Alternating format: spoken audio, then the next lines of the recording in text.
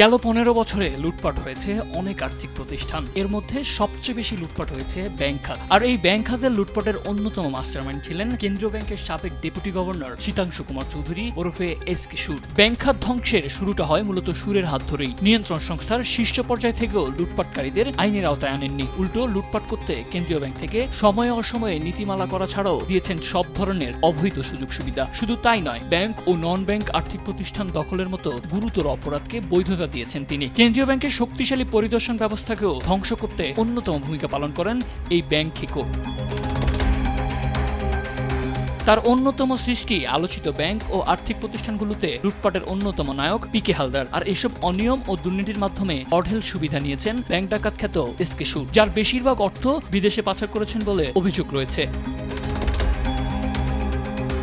কেন্দ্রীয় ব্যাংকের দায়িত্বশীল পদে থেকে নজিরবিহীন অনিয়ম দুর্নীতি করে গেছেন। তার আমলেই বেশিরভাগ ঋণ ছাড় ও লুটপাট হয়েছে। যদিও তিনি কখনো গভর্নর ছিলেন না, কিন্তু অলিখিতভাবে গভর্নরের ভূমিকায় ছিলেন এই ব্যাংক খেকো। আওয়ামী লীগ ক্ষমতায় আসার পর ডাক্তার আতিউর রহমান বাংলাদেশ ব্যাংকের গভর্নর হলেও মূলত ব্যাংক চালাতেন এসকে সুর। অভিযোগ করা হচ্ছে সেই বিষয়ে আপনি কি বলছেন? আমাদের তো কোনো অভিযোগ নাই স্যার। আদালতে এসকে সুর চৌধুরী কেন্দ্রীয় ব্যাংকের বিভিন্ন গুরুত্বপূর্ণ পদে কাজ করেছেন। নির্বাহী পরিচালক থাকার সময় তিনি কিছুদিন কেন্দ্রীয় ব্যাংকের চট্টগ্রাম অফিসের দায়িত্বে ছিলেন। ওই সময়ে চট্টগ্রাম কেন্দ্রিক ব্যবসায়ীদের বেআইনি সুবিধা দিয়েছেন। চট্টগ্রাম এলাকার ব্যবসায়ী গ্রুপগুলো ব্যাংক খাতে যে লুটপাট করেছে সেক্ষেত্রে তিনি ছিলেন অন্যতম সহযোগী। এসকে সুরকে 2012 সালের জানুয়ারিতে কেন্দ্রীয় ব্যাংকের ডেপুটি গভর্নর হিসেবে নিয়োগ দেয় তৎকালীন আওয়ামী লীগ সরকার। ওই সময় থেকেই তিনি বেপরোয়া হয়ে ওঠেন। এর ফলে ব্যাংক খাতে সবচেয়ে আলোচিত ঋণ জালিয়াতি হলমার্ক কেলেঙ্কারির ঘটনাও সে সময় সামনে আসে। এতে প্রায় 4000 কোটি টাকা আত্মসাৎ করা হয়। এরপরই ধরা পড়ে বেসিক ব্যাংক জালিয়াতি। এতে লুট করা হয় প্রায় 5000 কোটি টাকা। এক সময়ের ভালো ব্যাংক হিসেবে পরিচিত বেসিক ব্যাংক লুটপাটের কারণে এখন খুঁড়িয়ে চলছে। কেন্দ্রীয় ব্যাংক থেকে আইন কানুন প্রয়োগের শিথিলতার সুযোগ নিয়ে এসব জালিয়াতির ঘটনা ঘটে।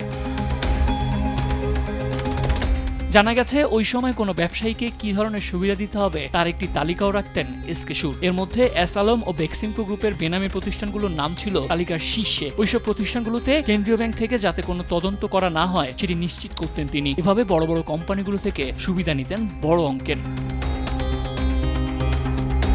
এসকে সুর তার উপরের কর্মকর্তাদের কোনো পরোয়া করতেন না, নিজের মতো করে কেন্দ্রীয় ব্যাংক পরিচালনা করতেন। জালিয়াতির সঙ্গে জড়িত থাকার পরও রাজনৈতিক প্রভাবে ডেপুটি গভর্নর পদে তার মেয়াদ বাড়ানো হয় 3 দফায়। 62 বছর বয়সসীমা শেষ হলে 2018 সালের জানুয়ারিতে এসকে সুর ওই পদ থেকে অবসরে যান। এরপর তাকে আরো 2 বছরের জন্য ব্যাংক সংস্কার উপদেষ্টা হিসেবে নিয়োগ দিতে বাধ্য হয় বাংলাদেশ ব্যাংক। এ সময় তিনি ব্যাংক ও আর্থিক প্রতিষ্ঠান উভয় খাতেই দায়িত্বে ছিলেন। তিনি ছিলেন ব্যাংক ও আর্থিক প্রতিষ্ঠানগুলোতে লুটপাটের অন্যতম নায়ক পিকে হালদারের সহযোগী। তার অনুমোদনে 4টি আর্থিক প্রতিষ্ঠান দখল করেন পিকে হালদার। এর মধ্যে international leasing, FS finance, people's leasing, Reliance ফাইন্যান্সের শেয়ারের নামে বেনামে কিনে ওইসব প্রতিষ্ঠান নিজেদের লোক বসিয়ে লুটপাট করেন। এসব প্রতিষ্ঠান থেকে পিকে হালদার চক্র 5000 কোটি টাকা লুট করেন। আর্থিক প্রতিষ্ঠানগুলোতে পিকে হালদারের জালিয়াতির ঘটনা প্রকাশিত হলে ইন্টারন্যাশনাল লিজিং এর সাবেক ব্যবস্থাপনা পরিচালক রাশিদুল হক 2022 সালের 2 ফেব্রুয়ারি আদালতে 164 ধারায় দেওয়া জবানবন্দিতে বলেছিলেন পিকে হালদারের ক্ষমতার উৎস ছিল বাংলাদেশ ব্যাংকের ডেপুটি গভর্নর এসকে সুর চৌধুরী।